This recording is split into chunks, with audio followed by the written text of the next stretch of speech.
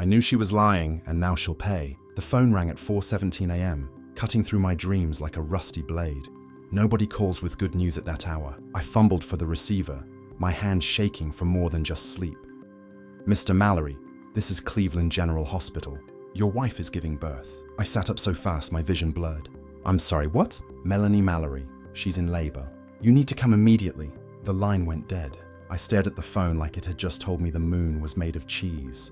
There was just one tiny problem with this midnight medical miracle. My wife Melanie had been dead for 2 years. I threw on yesterday's clothes and drove through the empty streets of Cleveland, my mind racing faster than my beat-up Ford. The city looked different at this hour. Darker, more honest somehow. Streetlights cast yellow pools on wet asphalt, and the steel mills in the distance belched their familiar orange glow into the pre-dawn sky. Melanie. Dead Melanie. Supposedly dead Melanie. 2 years ago, she'd been driving home from her job at Cleveland General's HR department when her car went off the Lorraine Bridge. They never found her body, just pieces of the Honda floating downstream. I'd grieved, buried an empty coffin, and tried to rebuild my life as a single father to our 17-year-old son, Tommy. Now, someone claiming to be her was having a baby.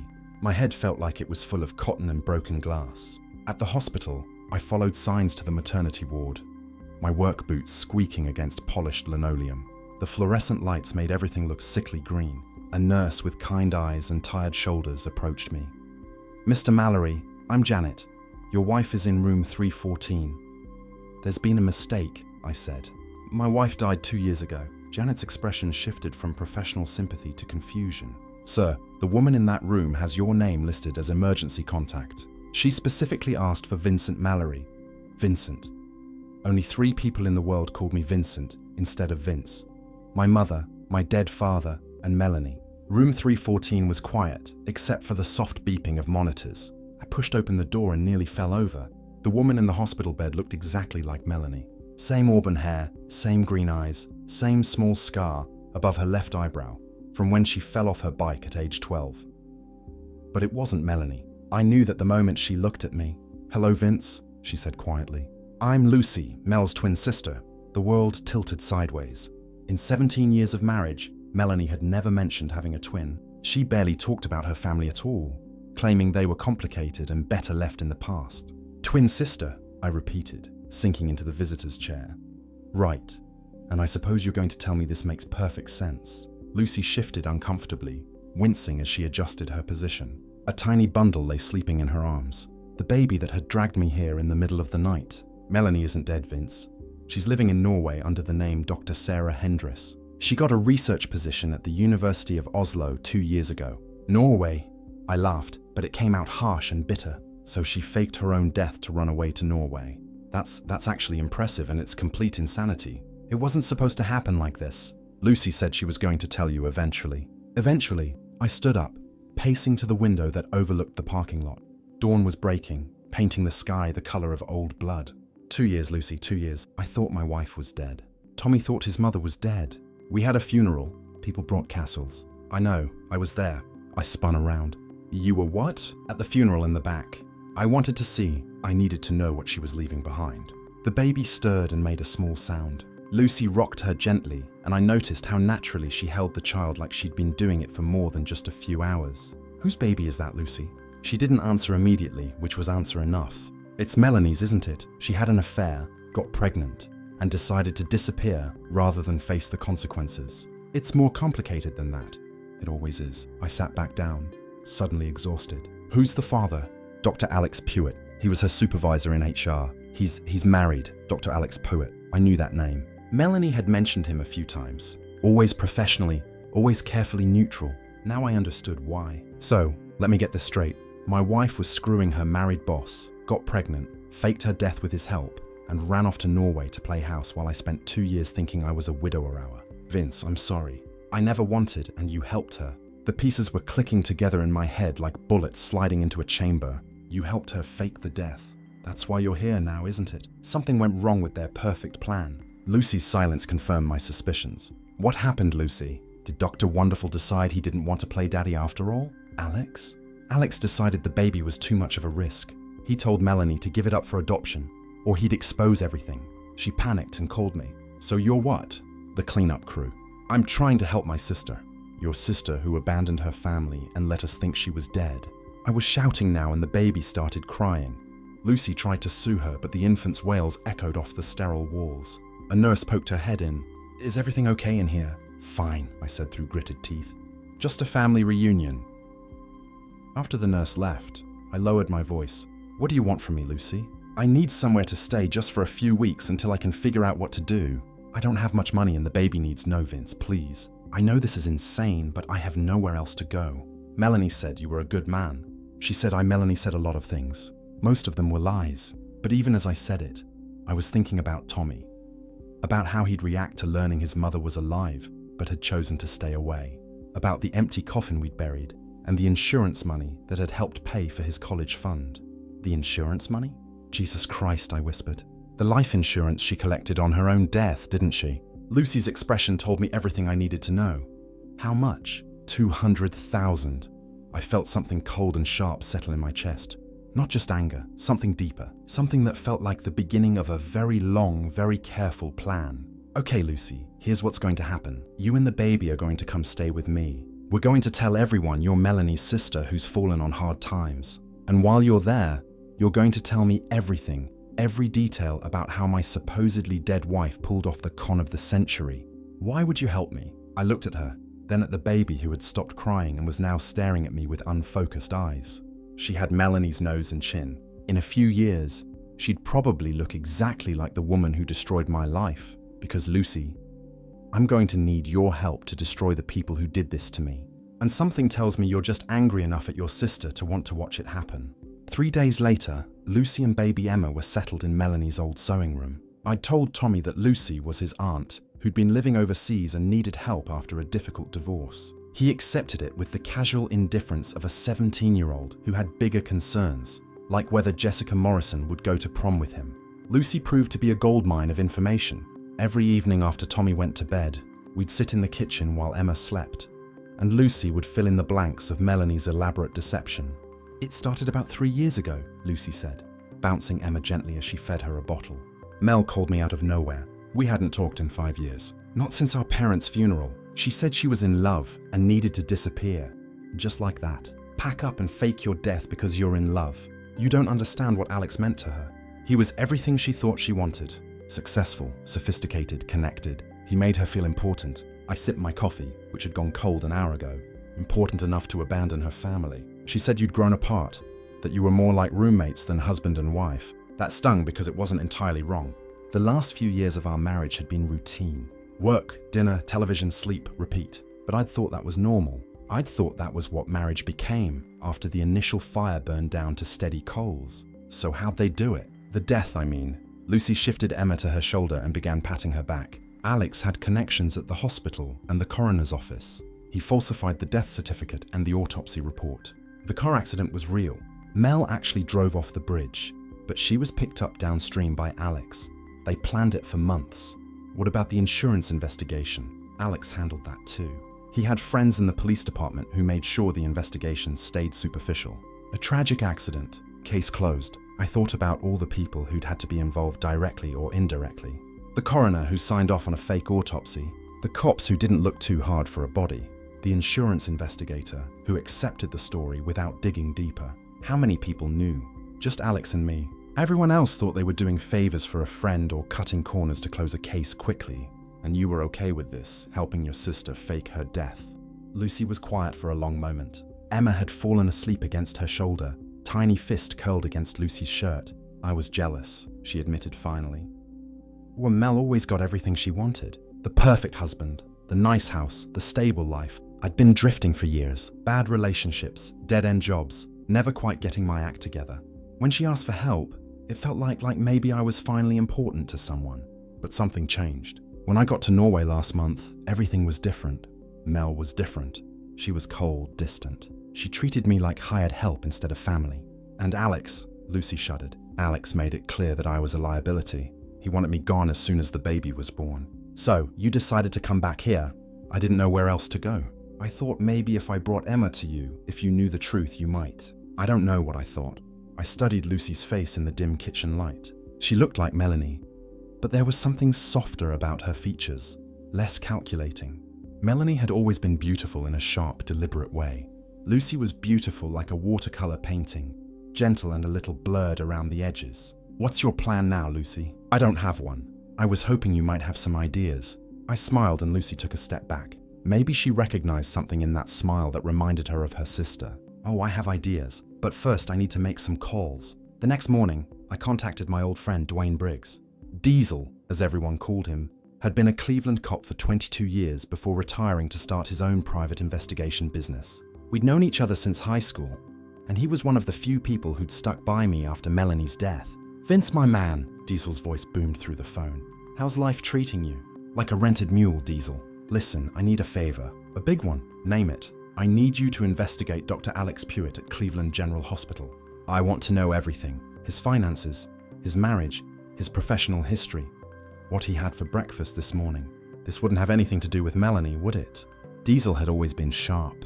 It's what made him a good cop and an even better private investigator. It might. Can you do it or not? Of course I can do it. Question is, what are you planning to do with the information? Nothing illegal. That's not what I asked. I looked out the kitchen window at the grey Cleveland morning. Somewhere across the Atlantic, my wife was probably having coffee with her lover, congratulating themselves on their successful escape from the boring life they'd left behind. I'm going to make them pay Diesel. All of them. Well then, Diesel chuckled. This should be interesting. Give me a week. Diesel worked fast. Within 5 days, he had a complete dossier on Dr. Alex Pewitt that read like a case study in narcissistic ambition. We met at Murphy's Tavern, a dive bar near the steel mills, where the beer was cheap and the conversations were private. Diesel slid a manila folder across the scarred wooden table. Your boy Alex is a piece of work, he said, taking a long pull from his beer. 6 years old, married to Patricia Pewitt for 18 years. She comes from money. Her daddy owns half the commercial real estate in Shaker Heights, so he married up, way up. Patricia's trust fund basically subsidizes Alex's lifestyle. The house, the BMW, the country club membership. It's all her money. I flipped through the folder, scanning bank statements and credit reports. What about his job at the hospital? That's where it gets interesting. Alex isn't just any doctor, he's the chief of staff. Makes about 300 grand a year, which sounds like a lot until you see his expenses. Guy spends money like it's going out of style. Gambling? Worse. He's got a thing for expensive toys and younger women. Your wife wasn't his first affair, Vince. Not by a long shot. That shouldn't have surprised me, but it did. In my mind, I'd built up Alex as some great love that had swept Melanie off her feet. The idea that she was just another in a series of conquests made the whole thing feel even more sorted. Does his wife know? Patricia. She's got to suspect something. Alex has been sloppy about covering his tracks. Hotel charges on the credit cards, unexplained absences, the usual stuff. But she's never filed for divorce, never made any moves to protect her assets. Maybe she doesn't want to know, or maybe she's waiting for the right moment to drop the hammer. Rich wives don't stay rich by being stupid. I studied a photograph of Alex and Patricia at some charity gala. She was an attractive woman in her mid-40s, with a kind of polished look that came from expensive salons and personal trainers. Alex stood beside her with his hand on her waist, smiling at the camera like he owned the world. What about the hospital? Any dirt there? Plenty. Alex has been using his position to cover up mistakes, falsify records, and generally misuse his authority. The fake death certificate for your wife was just the tip of the iceberg. Diesel pulled out another set of documents. Look at this. 3 other suspicious deaths in the past 5 years, all with Alex's signature on the paperwork. All ruled accidental or natural causes without proper investigation. You think he's been helping other people disappear? I think Alex Pewitt is running his own little side business, and your wife just happened to be one of his clients. The implications hit me like a punch to the gut. Melanie hadn't been special to Alex. She'd been a customer, a transaction. He'd helped her fake her death, collected his fee, and moved on to the next desperate person willing to pay for a new identity. There's more, Diesel said. I traced some of Alex's financial records. He's been moving money through offshore accounts for years. Small amounts carefully structured to avoid detection, but it adds up to serious cash. How much? Conservative estimate? About $2 million over the past decade. I sat back in my chair processing the information. Alex wasn't just an adulterous doctor. He was a criminal running a sophisticated identity theft operation. And somehow my wife had gotten tangled up in it. Diesel, I need you to dig deeper. I want to know about every person Alex has helped disappear. Every fake death certificate. Every suspicious accident. Every family left behind wondering what happened to their loved ones. That's going to take time, Vince, and it's going to cost money. I've got time. And as for money, I thought about the $200,000 in life insurance that Melanie had stolen from Tommy and me. Let's just say I'm highly motivated to see this through. Diesel nodded and finished his beer. What about the wife, Patricia? You gonna bring her into this? Not yet, but eventually she's going to want to know what her husband's been up to with her money. And your wife, Melanie, what's the end game there? I looked at the photograph of Alex and Patricia again, studying their faces. They looked happy, successful, untouchable. The kind of people who believed their money and status would protect them from consequences. I'm going to destroy them, Diesel. All of them. I'm going to take everything they stole and make sure they lose everything they have. That's a dangerous game, Vince. They started it when they decided to bury me alive. 2 weeks later, I was ready to make my first move. Lucy had settled into a routine with Emma, and Tommy had grown attached to his aunt and new cousin. It was almost domestic, except for the underlying current of rage that kept me awake at night, planning my revenge. The plan was simple: expose Alex's operation to the authorities and let the system destroy him. But I wanted to do it in a way that would cause maximum damage to both his professional reputation and his marriage. I started with Patricia Pewitt using information from Diesel's investigation. I crafted an anonymous letter detailing Alex's affairs and his suspicious financial activities. I included copies of hotel receipts, bank statements, and photographs of Alex with various women over the years. I made sure to include several pictures of him with Melanie. The letter was delivered to Patricia's office at the Pewitt Foundation, a charitable organization she ran with family money. I wanted her to receive it somewhere private, where she could process the information without Alex knowing immediately. Then I waited. It took 3 days for the explosion to happen. Diesel called me at work with an update. Patricia filed for divorce this morning. He said emergency hearing to freeze all joint assets. She's not messing around. What about Alex? According to my source at the hospital, he showed up to work this morning to find his office locked and security waiting to escort him out. Patricia must have made some calls to the hospital board. I felt a surge of satisfaction. The first domino had fallen. That's not all, Diesel continued. Patricia's lawyers are good. They've already filed complaints with the state medical board and the district attorney's office. Alex is looking at criminal charges for fraud and malpractice. And Melanie, still in Norway, as far as I know. But if Alex goes down, he'll probably try to cut a deal. Your wife's fake death is going to come to light eventually. That was fine with me. In fact, it was exactly what I wanted. I wasn't just after Alex. I wanted Melanie to face consequences too. That evening, Lucy noticed my improved mood. "You seem happy tonight?" she said as she fed Emma in the kitchen. "Just had a good day at work. Vince, what are you planning?" I looked at her carefully. Lucy had been helpful so far, but I wasn't sure how she'd react when she learned the full scope of what I intended to do to her sister. I'm planning to make sure that people who hurt my family face justice. And what about Emma? What about me? If Melanie gets arrested, if this whole thing comes out, what happens to us? It was a fair question. Lucy was technically an accessory to fraud, and Emma was an innocent child caught in the middle of adult stupidity. "You'll be fine, Lucy. You cooperated with the investigation. You brought Emma back to the States and told me the truth. Any prosecutor would see you as a victim, not a criminal.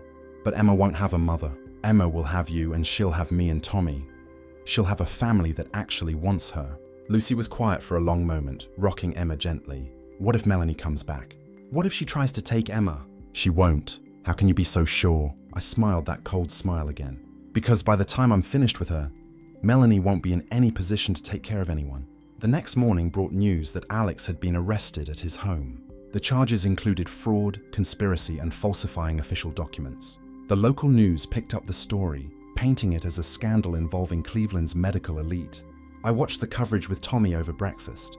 The reporter stood outside Cleveland Hospital, explaining how a respected doctor had allegedly been running a criminal enterprise from his position of authority. "Isn't that the hospital where Mum worked?" Tommy asked.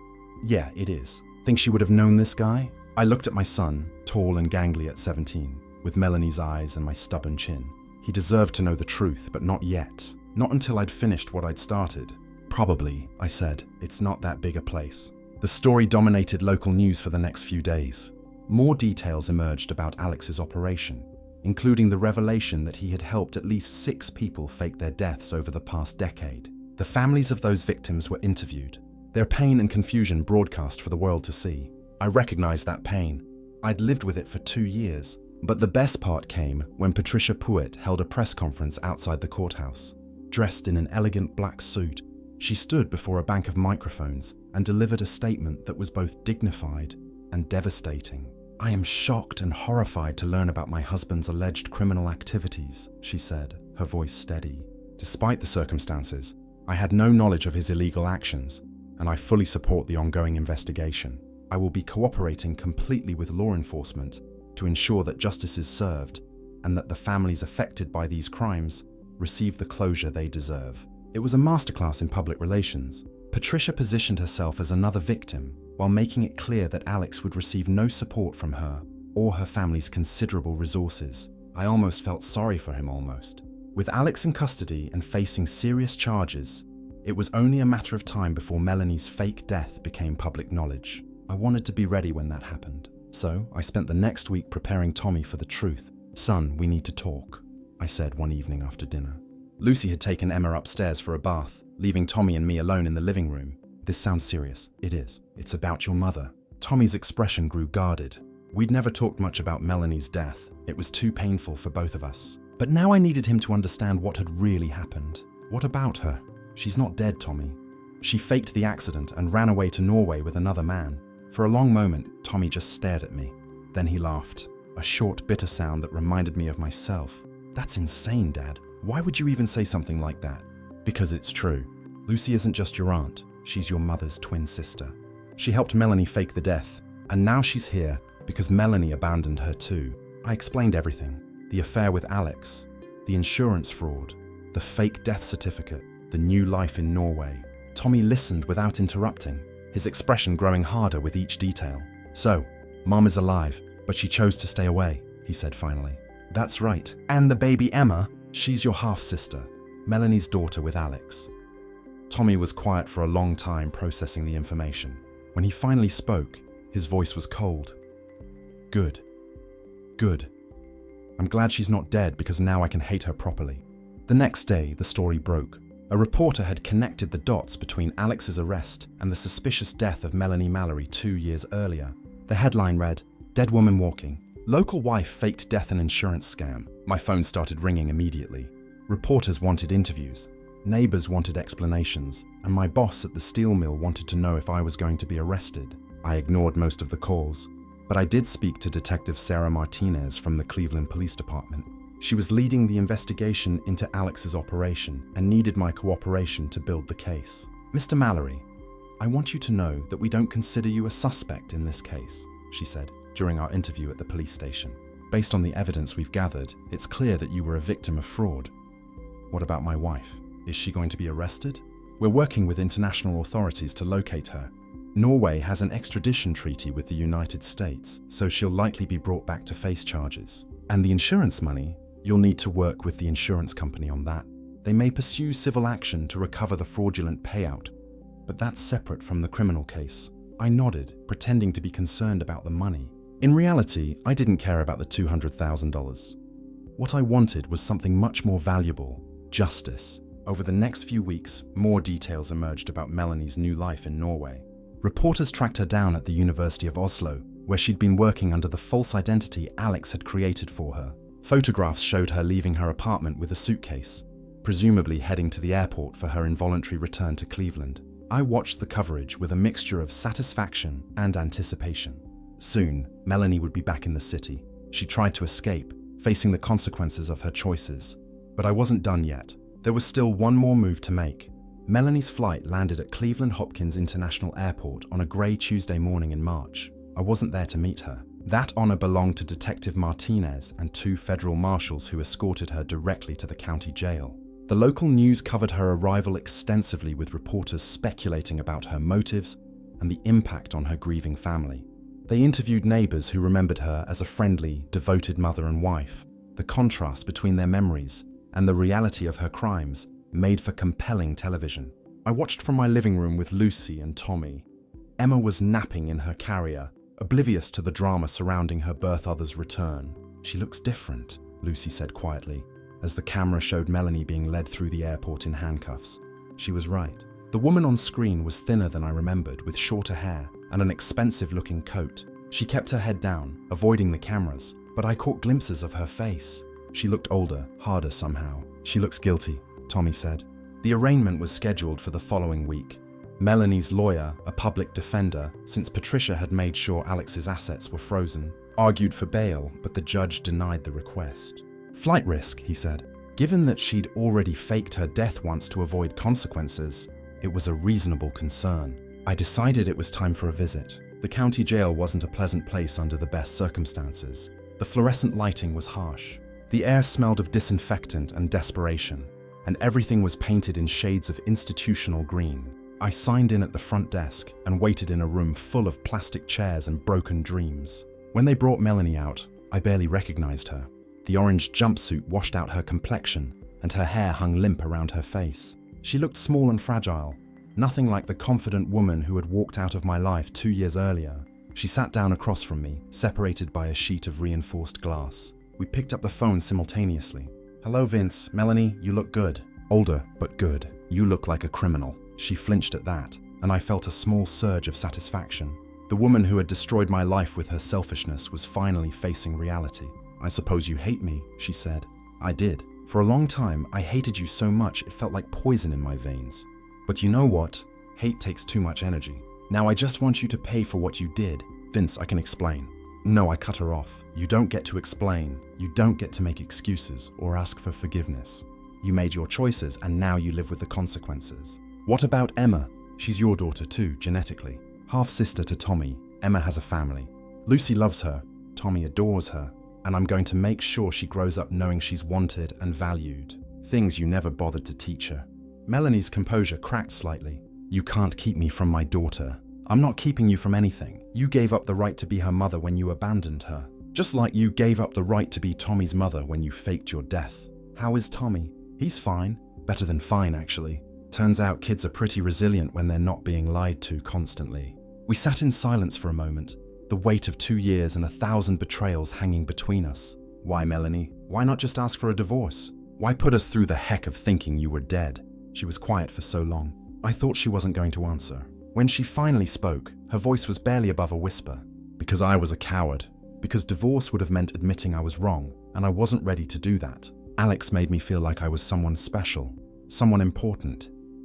With him, I wasn't just a mill worker's wife from Cleveland. I was sophisticated, worldly, worth loving.